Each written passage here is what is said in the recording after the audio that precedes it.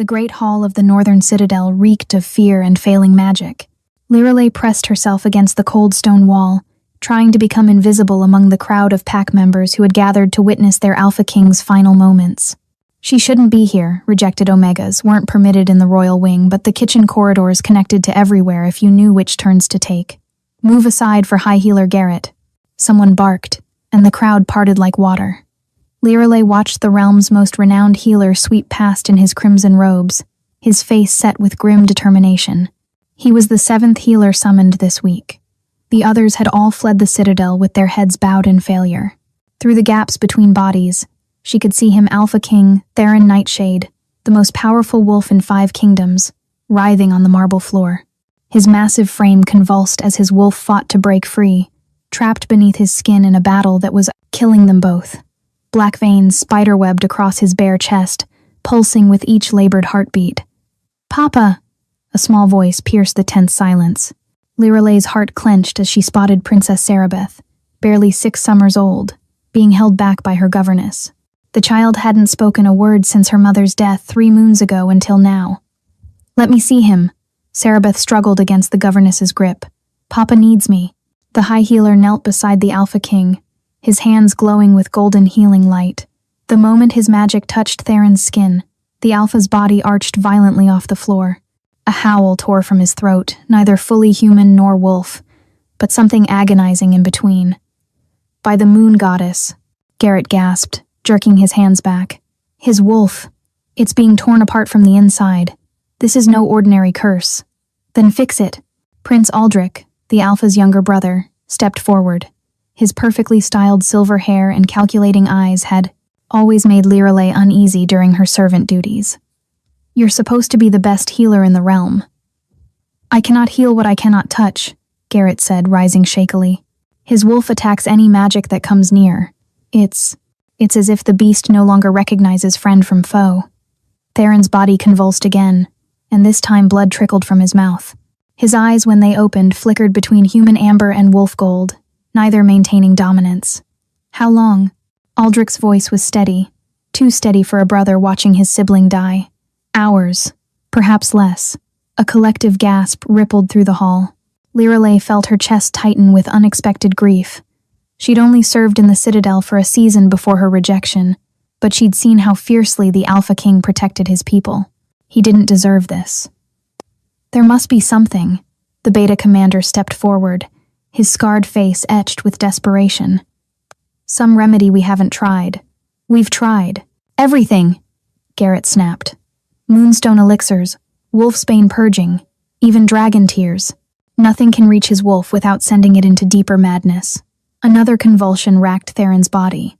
This time, when he opened his eyes, they locked directly onto Lirelei's hiding spot. For one impossible moment, she could have sworn she saw recognition not of her, but of something within her. Help. The word didn't come through sound, but through something deeper, a pull in her very bones. Lirelei's hands began to tremble. The strange tingling that had plagued her since childhood, the one that had gotten her labeled as cursed, that had led to her rejection, suddenly blazed to life beneath her skin. "No," she whispered to herself. "Not here. Not now."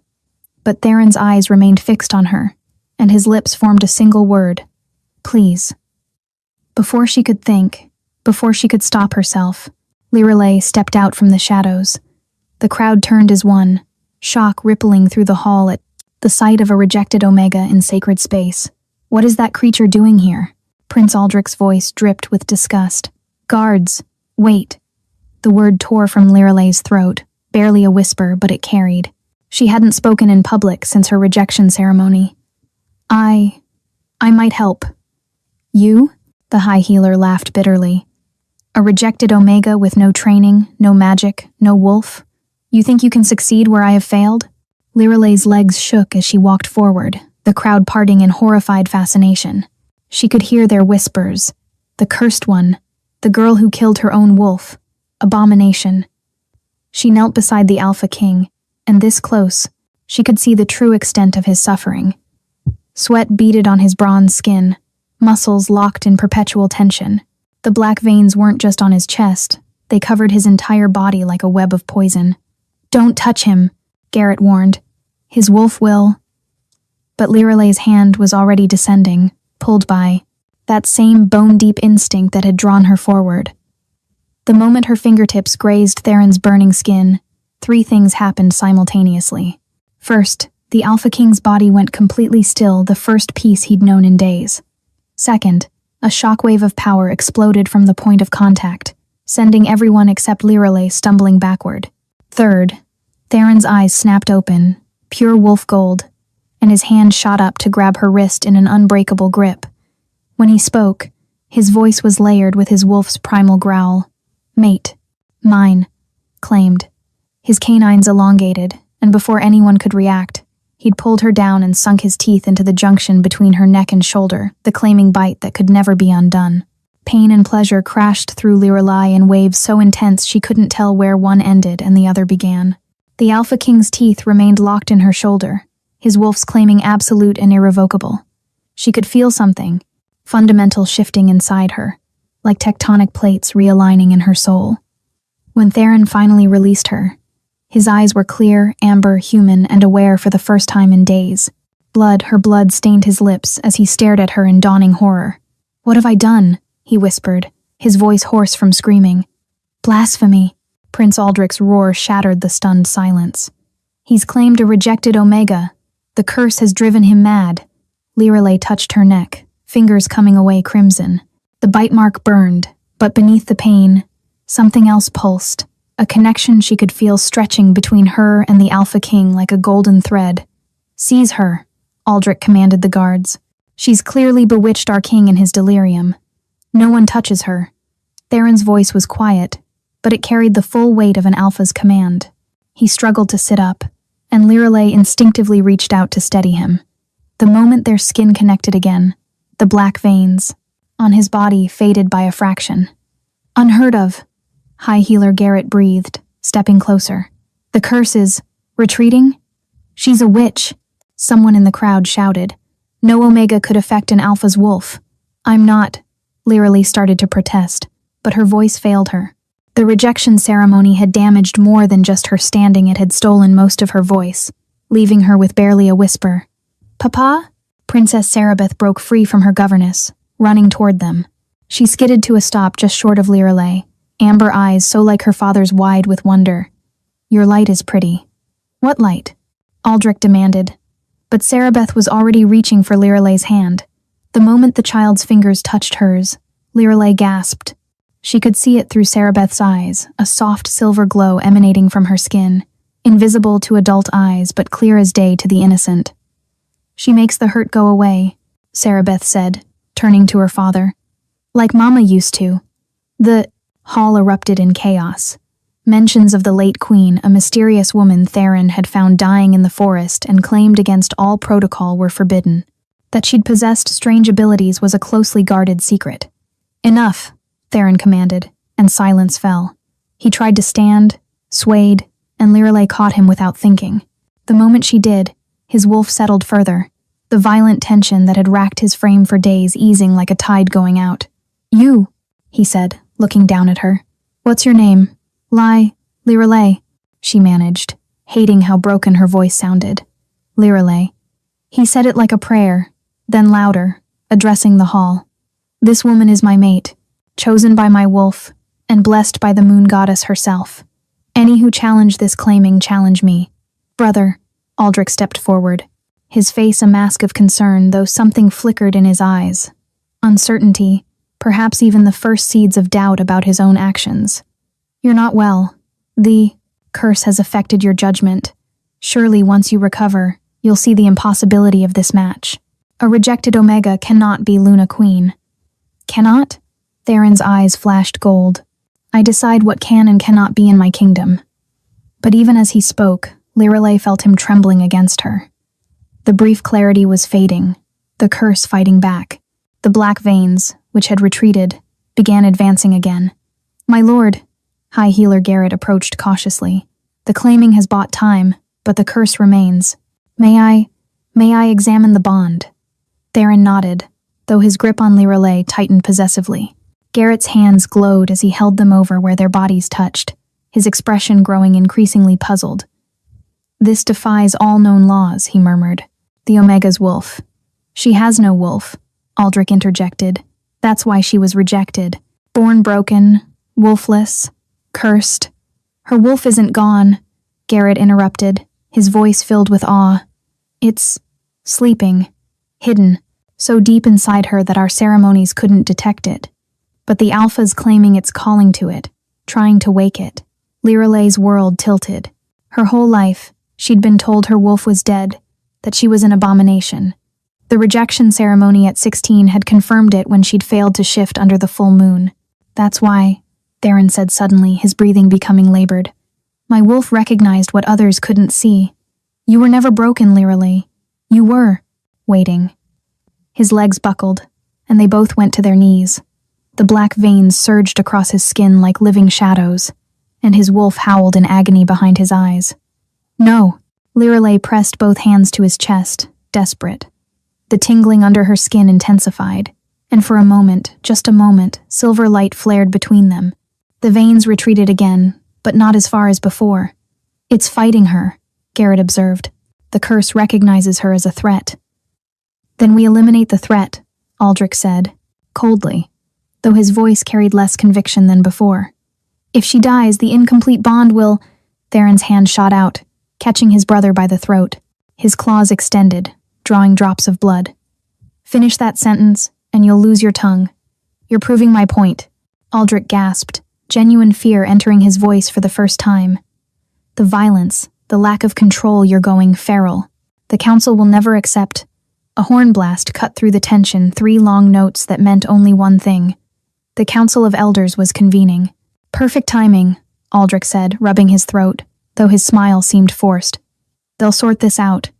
Theron released him, turning to Liralay. "Can you stand?" She nodded, though her legs felt like water. The claiming bite throbbed, and she could feel his emotions through it, pain, fury, and underneath it all, a desperate protectiveness that took her breath away. "Papa, I'll help." Sarabeth grabbed Liralay's other hand, and together they supported the Alpha King as they made their way to the council chamber. Behind them, Liralay heard Aldrich speaking quietly to someone. "Send word to the Forsaken Pack. Tell them we found their escaped Omega. I'm sure they'll want her back to finish what they started." Ice flooded Liralay's veins. The Forsaken Pack, the ones who had rejected her, who had tried to force her into things she'd rather die than remember. If they came for her. Theron's hand found hers, squeezing gently. Through their new bond, she felt his promise. "No one will take you from me." But as they entered the council chamber, and she saw the 5 ancient elders seated in judgment, their faces carved from centuries of rigid tradition, she wondered if even an Alpha King could keep such a promise. Elder Matthias, the most senior, stood slowly. "Theron Nightshade, you stand accused of violating sacred law by claiming a rejected Omega. The punishment for such blasphemy is—" "Wait," Sarabeth's voice rang out. Look at what happens when she stops touching him." Before anyone could stop her, the little princess yanked Liralay away from her father. The effect was instantaneous and horrifying. Theron collapsed, his body convulsing as the black veins surged across his skin like a dam bursting. His wolf's howl of agony echoed off the stone walls. "Stop!" Liralay broke free, dropping beside him. But when she reached for him, her hands passed right through his body as if he were made of mist. "No!" she gasped, trying again. Her fingers found nothing but air. "What's happening?" "The council's judgment has begun," Elder Matthias intoned. "The sacred laws are absolute. An improper claiming must be severed. You are being removed from each other's reality. In moments, it will be as if the bond never existed." Liralay watched in horror as Theron became more translucent with each passing second. His mouth formed her name, but she could no longer hear him. The claiming mark on her shoulder began to burn like acid. "Please," she begged, her broken voice cracking. "You're killing him." "The Alpha King's death is regrettable," Elder Matthias said coldly. "But the law—" He never finished the sentence. Something deep inside Liralay, deeper than bone, deeper than soul, suddenly roared to life. Her vision went silver, and when she screamed, it wasn't with her broken human voice. It was the howl of a wolf that should not exist. The howl that tore from Liralay's throat shattered every glass surface in the council chamber. But it wasn't just sound, it was pure, primal power that made even the ancient elders step back. Her eyes, normally brown, blazed silver-white like captured moonlight. Beyond comprehension, Elder Matthias breathed. That's the howl of a Luna wolf, Elder Catherine finished, her weathered face pale with shock. But they've been extinct for 3 centuries. Lorelei barely heard them. Every cell in her body was on fire, her hidden wolf, clawing its way to the surface after 18 years of slumber. She could feel it, her magnificent and furious, raging against the spell that tried to sever her from Theron. The translucent form of the Alpha King solidified slightly, his amber eyes wide with amazement. Through their bond, she felt his wolf's recognition. Ancient, powerful, ours. Stop the severance, High Healer Garrett shouted. You don't understand what you're dealing with. A Luna wolf bonded to an alpha if you break it by force. The backlash could— Silence! Elder Matthias raised his staff, but the wooden artifact splintered in his hands as another wave of power pulsed from Lorelei. The law is clear. A rejected Omega cannot— I was never rejected by the moon goddess, Lorelei interrupted, her voice no longer a whisper but ringing with otherworldly authority. The words came from somewhere deeper than memory, older than thought. I was hidden, protected, waiting for my true mate to be worthy of awakening. Me, Prince Aldrich laughed, though the sound held a nervous edge. Convenient mythology won't save you, Omega. You're still claimed by the Forsaken Pack's rejection. Their mark means nothing. Lorelei stood slowly, silver light radiating from her skin. She pulled down her collar, revealing the ugly scar where the rejection brand should be. But as they watched, the scar began to shimmer and reshape, forming into an ancient symbol, a crescent moon cradling a wolf. The mark of Selene, Elder Catherine gasped, falling to her knees. She bears the moon goddess's own seal. Tricks! Aldrich snarled, but his voice wavered, genuine doubt clouding his features. She's a witch using illusions. His words cut off as Lorelei turned her silver gaze on him. You poisoned him. The knowledge came to her with crystal clarity through her awakening power.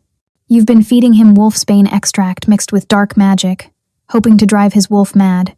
You wanted him to go feral so the council would put him down and you could claim the throne. Lies! Aldrich reached for his sword, his hand trembling slightly.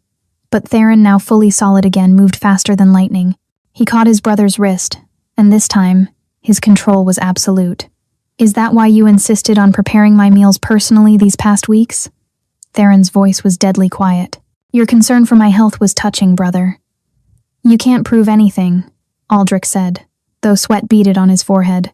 I can. Sarabeth stepped forward, her small face serious. Uncle Aldrich put the black drink in Papa's cup. I saw him. He said it was medicine, but it smelled wrong. Like the bad flowers Mama told me never to touch. And she pulled out a small silver locket from beneath her dress. Mama's spirit bound this locket with moon magic before she died. It can reveal truth 3 times, only she told me to save them for when they matter most. A child's testimony means nothing, Aldrich began.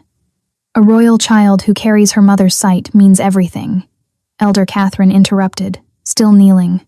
The princess cannot lie about what she's seen. It's impossible. The other elders were murmuring among themselves, the rigid certainty of moments ago crumbling. Elder Matthias looked between Lorelei and Theron, calculation replacing condemnation in his ancient eyes. If what the Omega claims is true, he said slowly, if she truly is a Luna wolf, then the old laws apply. The Lunar Codex, not the common pack law. The Lunar Codex was destroyed, Aldrich said quickly. Too quickly. No. Elder Catherine rose, her voice gaining strength. It was hidden, and I know where. She turned to Lorelei. But only a true Luna wolf can retrieve it. It's protected by tests that will kill any pretender. More delays.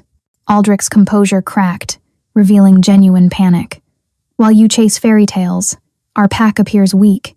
The surrounding kingdoms already whisper that the northern citadel falls because you've been sending them those whispers, Theron said, understanding dawning in his eyes. You've been orchestrating this for months. Years, perhaps. But why, brother? Was the throne truly worth? Before Aldrich could respond, a horn blast echoed through the citadel, 5 sharp notes. Visitors at the gates. Hostile visitors. A guard burst into the chamber. "My lords, the Forsaken Pack has arrived. Their alpha, Cain Bloodmoon, demands the return of their rejected Omega. He's brought an army." Liralay's blood turned to ice. Cain the Alpha, who'd wanted to claim her by force when she couldn't shift, who'd branded her with rejection when she'd fought back. The mark on her shoulder might have transformed, but the memories remained like poison.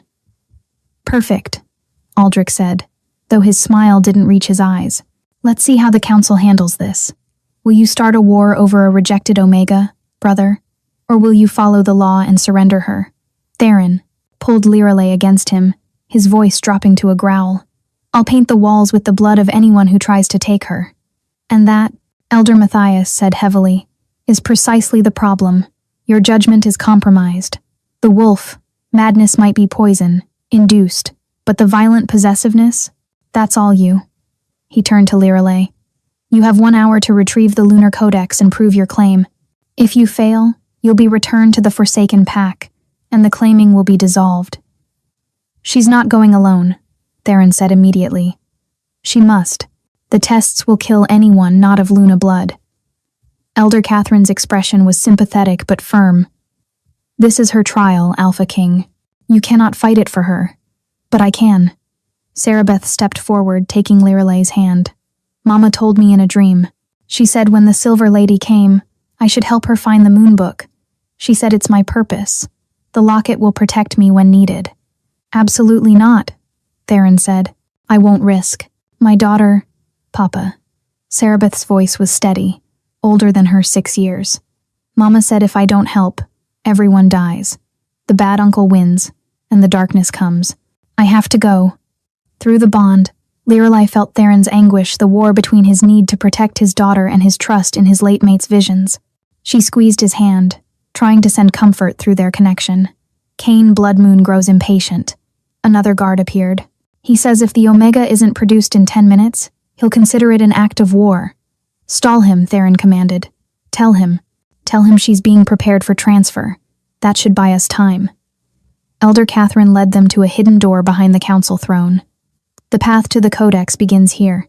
But child," she looked at Liralay with ancient sadness, "many Luna wolves have tried this trial. None have returned." "What makes you think I'm different?" Liralay asked, her moment of power fading back to uncertainty. "Because you're still, breathing after a claiming bite while wolf-less," the elder replied.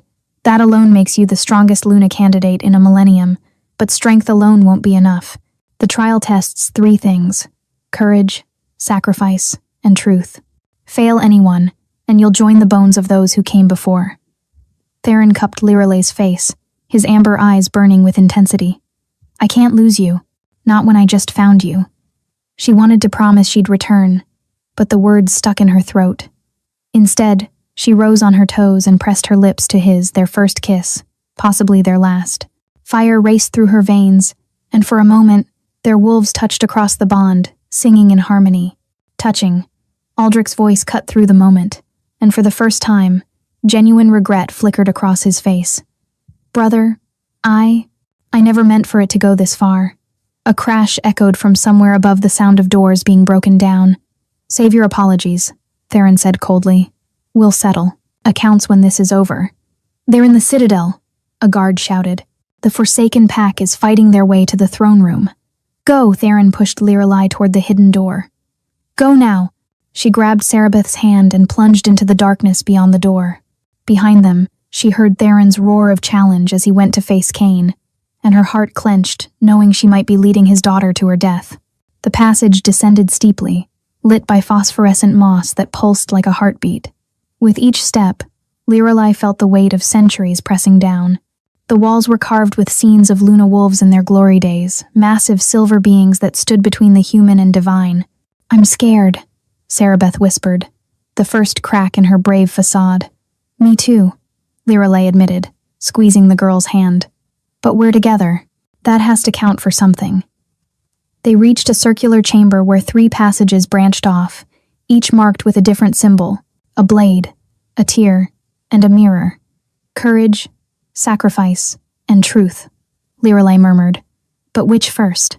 A woman's voice, soft as moonlight, whispered through the chamber. The one who would be Luna must face her deepest fear before all else. Choose poorly, and the child dies first. Lirale's hands shook as she stared at the 3 passages. Above them, she could hear the clash of battle. Time was running out, and one wrong choice would kill the precious child holding her hand. "Wait," Sarabeth said suddenly, her amber eyes going wide. Mama says the real test isn't choosing." She looked up at Lirale with 2 wise eyes. "It's understanding that all 3 paths lead to the same place, but only one of us can walk each path and survive. The locket will guide me when I need it most, but not yet. I must save its power."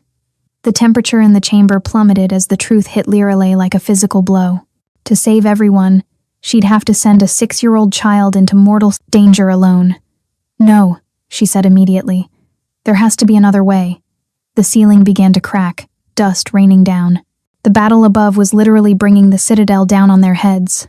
"Choose now," the voice commanded, "or both perish, and with you, all hope dies." "I'll take the blade path," Sarabeth said with impossible calm for a 6-year-old. "Mama trained me in dreams. She knew this day would come. The locket will protect me when I truly need it." "Sarabeth, no."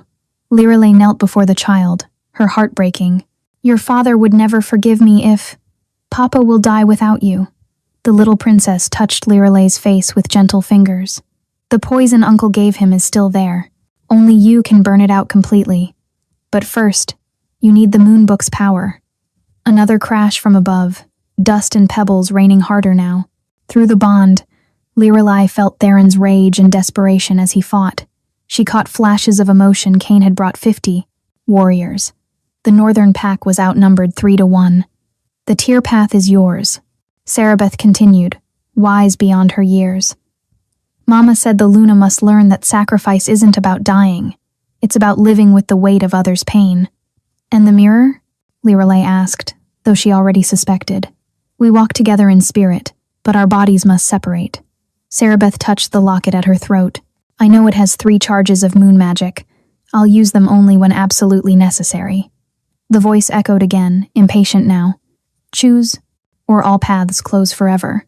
With shaking hands, Lirale hugged the child tight, memorizing her warmth, her courage. "If something happens..." "It won't." Sarabeth pulled back, her amber eyes glowing faintly. "Mama promised. But Luna, Mother, you have to trust me. Can you do that?" "Luna, Mother." The title hit Lirale like a physical blow. This child, who'd lost her mother, was already accepting her. The weight of that responsibility made her knees weak. "I trust you," Lirale whispered. They separated at the threshold. Sarabeth walked into the blade passage without looking back, her small form swallowed by shadows. Lirale forced herself to turn away, to enter the tear passage even as every instinct screamed to protect the child.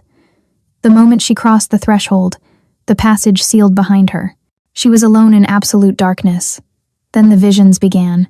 She saw Theron, younger, finding a woman in the forest, Sarabeth's mother, Celeste. The woman was dying, silver blood pooling beneath her. A Luna wolf, the last of her kind, hunted by those who feared her power. "Claim me," Celeste had begged. "Not for love, but for the child I carry. She'll be needed when the silver moon rises again." The vision shifted. Lirale saw her own parents, faces she'd never known. Her mother, heavily pregnant, running through woods while something monstrous pursued. Her father, turning to fight, dying to buy time. "Hide her, wolf," her mother had gasped to a hedge witch. "Hide it so deep even she won't know. The Forsaken Pack can't know what she is. When she's grown, when her true mate calls, only then let her wake." Another shift. Aldrich, meeting with Cain Bloodmoon in secret 1 year ago.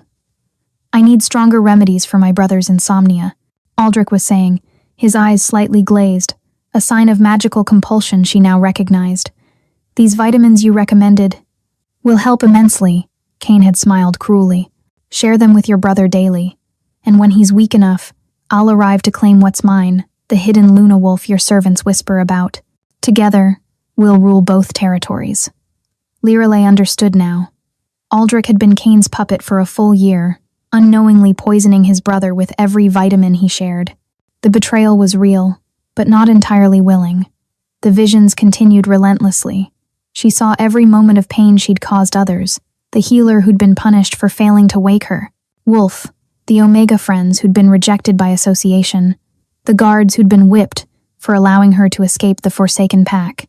"This is sacrifice," the ancient voice whispered.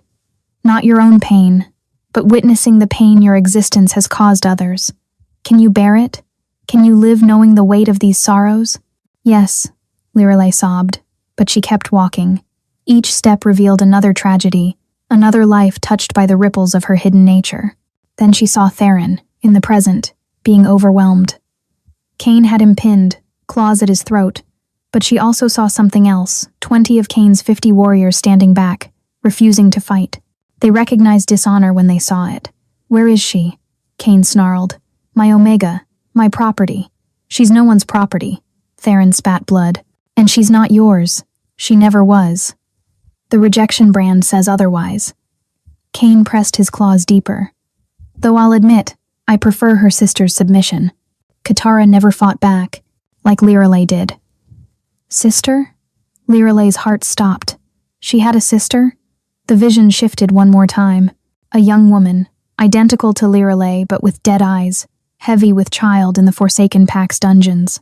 Soon, Cain's voice echoed in the vision. "I'll have both Luna daughters." The prophecy spoke of twins, one of light, one of shadow. I already broke the shadow. Now I'll break the light. The passage suddenly opened into a vast chamber where tears fell like rain from an invisible sky. In the center sat a pool of silver water, and within it, a pedestal holding half of an ancient book, the Lunar Codex, split in two. But standing guard over it was herself, or rather, a perfect reflection with black eyes instead of brown. "Hello, sister." "The shadow," Lorelei said. "I am what you could become if you fail. The broken Luna, the dark moon rising. Cain's creature, bearing monsters for his ambition. You're not real. Aren't I?" The shadow stepped forward. "I'm the path of least resistance. Submit to Cain. Save Theron from dying in battle. Save Sarabeth from the trials. All you have to do is surrender." "And become a breeding slave?" Lorelei's wolf, newly awakened, snarled inside her. "Or fight me and risk everyone dying while you indulge your pride." The shadow circled her. "That's the real sacrifice, choosing between your freedom and their lives." Through the bond, Lorelei felt Theron weakening. Time was running out. "There's another way," she said suddenly, understanding flooding through her. "You're not my shadow. You're my sister's spirit, aren't you? Katara, you're reaching out through our twin bond." The shadow's face flickered, brown eyes appearing for just a moment, eyes full of pain and desperate hope. "Help me," Katara's true voice broke through. "Please, I can't do this alone anymore." Lorelei reached for the shadow, and instead of fighting, she embraced it. Pain lanced through her as she took on half her sister's suffering, sharing the burden that had broken Katara alone. "Together," Lorelei gasped. "We survived together." The shadow merged with her, and suddenly she could feel Katara weak but alive, imprisoned but not broken beyond hope. The pool of tears cleared, revealing the first half of the Lunar Codex floating within reach. As her fingers closed around it, knowledge flooded her mind spells, rituals, the true history of Luna wolves, and most importantly, how to break an alpha's forced claim without killing the victim. "Sarabeth!" she called out, and miraculously, the child's voice answered from everywhere and nowhere. "I'm here. I got the second half. The blade wasn't meant to cut, it was meant to reflect truth. I didn't need the locket yet."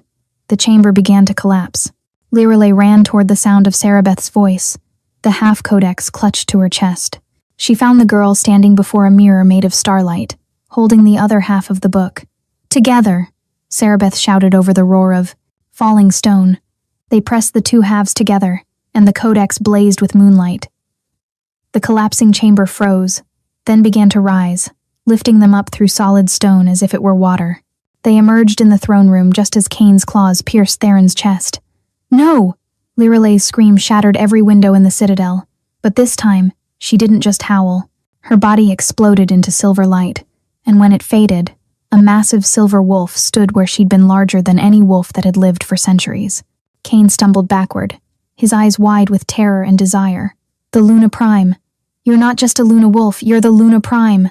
Behind him, 30 of his 50 warriors fell to their knees, while the remaining 20 had already surrendered to the northern pack. Even Aldrich went pale, tears of genuine remorse streaming down his face. "The Luna Prime is myth-made flesh," Elder Matthias breathed. "The mother of all wolves, the moon goddess's own daughter." Liralay's wolf spoke, her voice echoing in everyone's minds. "I am what was hidden. I am what was prophesied. And you, Cain Bloodmoon, have touched what is mine." She padded toward Theron's fallen form, each step leaving prints of silver fire. Cain tried to run, but her power held him frozen. With infinite gentleness, she lowered her massive head to Theron's chest, breathing silver light into his wounds. "The Codex," Cerebeth said urgently, holding up the restored book.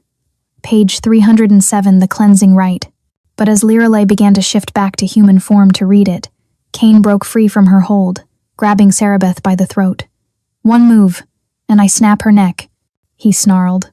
"Luna Prime or not, you can't heal the dead." Cain's claws pressed against Cerebeth's delicate throat, a single drop of blood welling where the sharp tip broke skin. The entire throne room held its breath. Northern Pack warriors, the surrendered Forsaken Pack members, and the Council of Elders all, frozen in terrible anticipation. "Let her go," Liralay said, her voice carrying the dual-toned resonance of human and wolf. "Your quarrel is with me." "My quarrel?" Cain laughed, the sound edged with madness. "You were supposed to be weak, broken, a rejected Omega I could claim and use." His grip on Cerebeth tightened. "Do you know what your sister screams when I visit her cell? She screams your name, begging for you to save her." Rage threatened to consume Liralay, her newly awakened wolf demanding blood. But Cerebeth's eyes met hers calm, trusting, meaningful. The child's lips moved silently. "First charge. Now. You want a Luna Prime?" Liralay stepped forward slowly. "Then face me properly, honorably. Or are you such a coward that you need a child as shield?" "Coward?" Cain's ego flared exactly as she'd hoped. "I am alpha of the largest pack in the Eastern Territories. I've killed 17 challengers. And yet you hide behind a 6-year-old. Aldrich said suddenly, his voice thick with self-loathing. "Just as you hid behind me, using my trust to poison my brother. I was a fool, brother." He looked at Theron with genuine anguish. "I wanted the throne, yes, but never through such dishonor. Cain's compulsion magic made me susceptible, but my ambition made me blind." Cain snarled, his attention splitting between multiple threats. In that moment of distraction, Cerebeth grabbed the locket at her throat and squeezed. It burst with brilliant light, not silver like Liralay's power, but pure golden sunlight. "Mama says hello," the child whispered, and Cain screamed as his skin began to burn where the light touched. Celeste's spirit materialized, translucent but undeniable, standing between Cain and her daughter. "Hello, little moon," she said to Cerebeth, then turned to Liralay. "Quickly, while this first charge holds him. The cleansing rite, you don't need to read it. You are it. Trust your wolf." Cain tried to attack the spirit, but his claws passed harmlessly, and through her. The 30 Forsaken warriors who'd knelt remained down, while the 20 who'd surrendered earlier backed further away, wanting no part of their alpha's dishonor. Liralay didn't hesitate. She placed her hands on Theron's chest, where Cain's claws had left 5 deep punctures dangerously close to his heart. But instead of trying to heal them directly, she let her wolf guide her. Silver light flowed from her palms, but this time it didn't just touch his body, it dove deeper, into the very essence of his being where the poison had taken root. She could see it now, a web of corruption that had been feeding on his wolf's rage for a full year. "That's it," Celeste's spirit encouraged. "But you're only seeing half. The poison has a source that must be severed." Liralay followed the poisonous threads back, and they led to Cain. Her eyes snapped open in shock. "You," she breathed, staring at the scarred alpha. "You've been poisoning him for a year through Aldrich. Not just months, a full year." Cain's expression shifted from rage to cruel satisfaction. "Blood magic, little Luna. When Aldrich sought me out for sleeping drafts, his guilty conscience keeping him awake, I gave him my blood mixed with herbs. Every vitamin he shared with his brother carried my essence, my will. The fool never knew he was my puppet." Aldrich fell to his knees, the full horror of his unwitting betrayal crashing over him. "A year. Gods forgive me. A full year I poisoned you. Theron, There are no words, no apologies sufficient. The question now, Cain said, still held by Celeste's fading light, is can your Luna Prime cleanse blood magic that's had a year to take root, or will saving him kill her? Lirelei understood the trap now.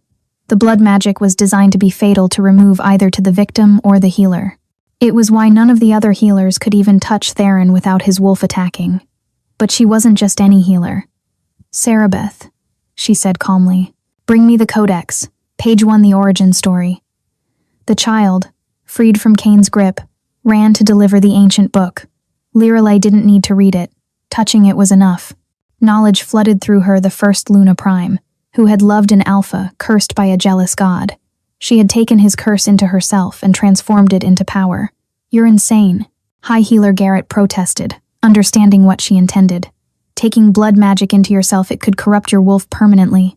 Or, Lirelei said, meeting Theron's barely conscious gaze, I could transform it. Poison into power, curse into blessing. That's what Luna Primes do. We don't just heal. We transform. Theron's hand caught hers weakly. Don't, he rasped. Not worth your life. You're worth everything, she replied, then looked at Cain. And when I'm done with him, you're next. My sister's blood calls to me through your forced claim. I'm going to free her. You can't break an alpha claim without killing the Omega. Watch me.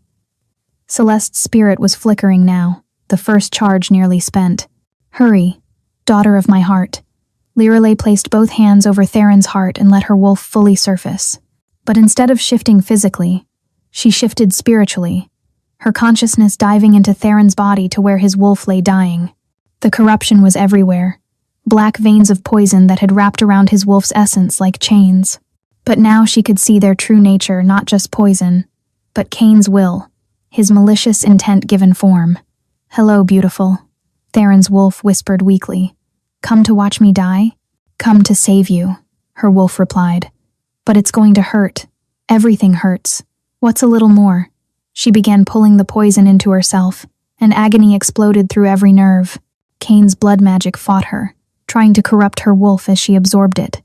She could hear Cain laughing in the physical world. Yes, take it all. Let it transform you into something dark. But Lirelei had something Cain didn't count on: her sister's presence, still connected through their twin bond. As the poison entered her, Katara's spirit reached out through their connection, sharing the burden between them. Together, Katara whispered across the distance, "We're stronger together." The poison split between them, diluted, manageable. And then Lirelei did something extraordinary. She began to purify it, using her Luna Prime nature to transform Cain's malicious intent into something else entirely. Love, she realized. The opposite of his cruelty is love. She pushed the transformed energy back into Theron, but now, instead of poison, it was liquid moonlight, healing him from the inside out.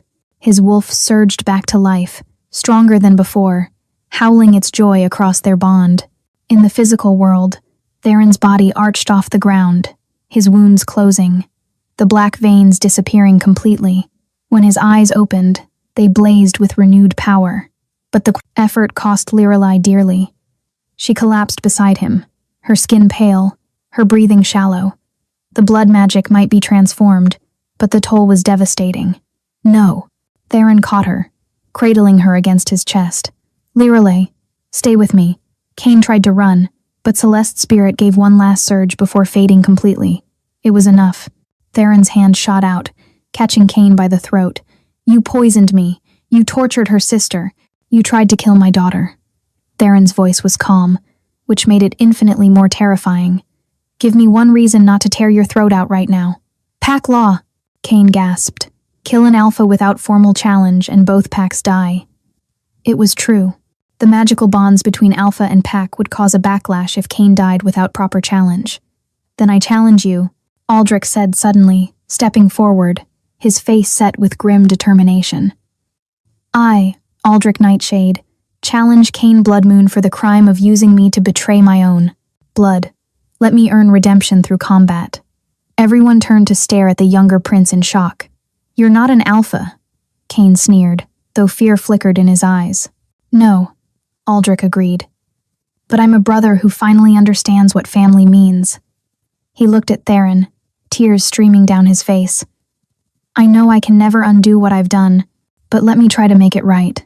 Please. You can't fight him, Theron said quietly. He'll kill you.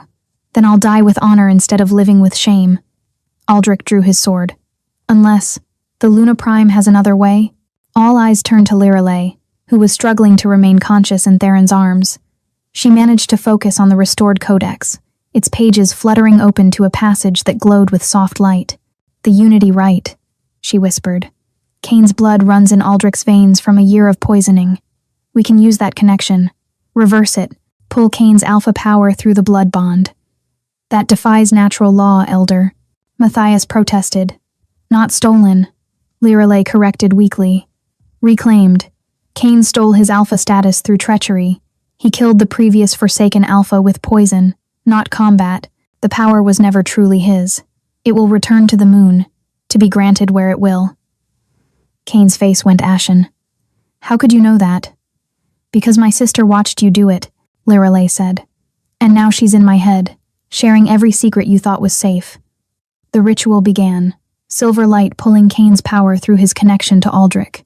Kane screamed as his alpha essence was ripped away, but instead of going to Aldrich, it formed a sphere of pure energy that hovered in the air. The moon chooses, Elder Catherine whispered in awe. The sphere circled once, twice, then dove straight into Lirelei's heart. It chose her because she alone had proven worthy, willing to sacrifice everything for love. The sphere of alpha power slammed into Lirelei's chest with devastating force. Her body convulsed in Theron's arms as raw energy coursed through every cell. This wasn't just Kane's stolen power, it was the original alpha essence, purified and reborn. Too much. High Healer Garrett rushed forward. Her body can't contain both Luna Prime and alpha essence. It'll tear her apart. Indeed, silver and gold light warred beneath Lirelei's skin, creating a webwork of glowing veins. Her wolf, already massive in its spiritual form, was evolving into something beyond precedent. Do something, Theron roared at the elders. We're witnessing the impossible, Elder Matthias breathed. A Luna Alpha, the first in creation. If she survives, when she survives, Cerebeth interrupted fiercely, kneeling beside Lirelei. Mama, please. The second charge, use it now. The locket glowed again, weaker than before. Celeste's spirit materialized, translucent and fading. She needs an anchor, someone to share the burden. Her mate? Yes, Theron said without hesitation. Whatever she needs. My strength, my life, take it all. He pressed his forehead to Lirelei's, and their bond blazed to life. The excess power tearing her apart began flowing into him. But unlike poison, this completed something that had always been missing. Through their connection, Lirelei found herself in a vast spiritual plane where two wolves stood hers, magnificent silver gold, and his, midnight black with stars for eyes. You came for me, her wolf said in wonder. Always, his wolf replied. But love, you're becoming something beyond me, never beyond. We rise together or not at all. In the physical realm, Kane had collapsed without his alpha power, reduced to a common wolf. The 30 warriors who'd knelt remained in submission, while the 20 who'd surrendered asked for mercy. Through her expanded consciousness, Lirelei could feel every wolf for miles, including her sister. Katara. She reached out through their bond. I'm coming for you. Sister, be careful. The power you carry, it demands a price. But I have fragments of the old Luna Prime essence hidden within me. I can help stabilize you, but only if we're together. In the throne room, Lirelei's eyes snapped open, swirling silver and gold. She stood, power radiating in waves that made everyone step back. I need to go to her, my sister, now. You can barely, Theron began. I am Luna Prime, I am Alpha-born, and my blood calls to me. She turned to the captured Forsaken wolves. Those who surrendered with honor may stay. Those who knelt in recognition may join us. Kane comes with us to face justice. The rest flee now, or face judgment. The journey to the Forsaken Pack's territory took only 3 hours with Lirelei's new power. Theron stayed beside her, their bond allowing him to share her strength. When they arrived at the dungeons, Lirelei's heart shattered. Katara was chained in silver, gaunt, bruised, and heavily pregnant. But when she saw Lirelei, she smiled. Sister, you're more beautiful than I imagined. Lirelai shattered the chains with a touch, catching Katara as she fell. "We're getting you out. Listen." Katara gripped her hand. "The child I carry, it's not Kane's. I let another claim me in secret, a good man who died protecting me. But Kane's blood claim remains while he lives." "Then we end it properly," Lirelai said. The Council of Elders had followed, along with Aldrich and the restrained Kane. "The council has decided," Elder Matthias announced formally. "Kane Bloodmoon will face trial by Luna Prime judgment." Kane, powerless, still snarled cruelly at Katara. "My Omega, my child." "Neither were ever yours." Lirelai stood. "Katara, tell them everything." Katara's voice was weak but clear. "He poisoned Alpha Marcus for 3 months, then killed him in fair combat. He's done the same to 17 others. He forced himself on countless Omegas, myself included." "Truth," Sarabeth said quietly. "The last charge will prove it all if needed." The confession broke from Kane against his will, compelled by Luna Prime presence. "Yes, Luna Primes are too dangerous. They had to die. The world belongs to Alphas." "And now?" Lirelai asked. "I'd kill you all if I could. Hunt every Luna wolf to extinction. Then face justice." Lirelai's form shimmered. "I challenge you in the ancient way, your life against mine." "I accept," Kane said desperately. Even powerless, he was still large and trained. In the courtyard, hundreds gathered to witness. Kane shifted first, still impressive despite lacking alpha power. Lirelai's transformation was magnificent. Light exploded, revealing a massive silver-gold wolf. Kane attacked immediately. But Lirelai didn't just fight, she pulled his memories through residual blood magic, broadcasting his crimes to everyone present. The crowd's mood shifted from curiosity to horror. When Kane made his final desperate attack, Lirelai caught him, her jaws at his throat. "Yield. Never. Then receive fitting justice." Her power surged, and she did something extraordinary. She stripped him of his wolf entirely, severing the connection permanently. Kane collapsed, fully human, unable to shift ever again. "You'll live as a human," Lirelai declared, shifting back. "Powerless, as you made others feel." But the celebration was cut short. Katara collapsed, going into labor. Blood pooled beneath her. "The child comes," she gasped. "But something's wrong. We're both dying." "No!" Lirelai dropped beside her sister, hands glowing with silver-gold light. But when her healing touched Katara, she recoiled. The child was wrapped in death magic. Kane's final curse, triggered by his loss of power. He always knew the child wasn't his. Katara gasped through contractions. "He cursed it if he lost his power, we'd both die." High Healer Garrett's assessment was devastating. Death magic of the darkest kind. "It's already taking them." Elder Catherine approached with the codex. "There is one way. The life exchange ritual. You can trade your Luna Prime, essence for their lives, but you'll become completely mortal." "No," Theron's voice was absolute. "It's my choice," Lirelai said softly. She looked at the gathered wolves Omegas who'd found hope. Sarabeth clutching the nearly spent locket, Aldrich standing with newfound honor. Then she looked at Theron. Through their bond, she felt his anguished understanding.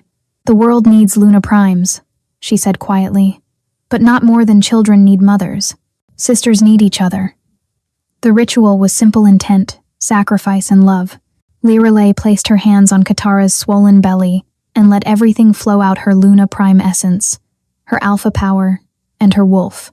The courtyard exploded with light. Through it, visions flashed of 2 possible futures.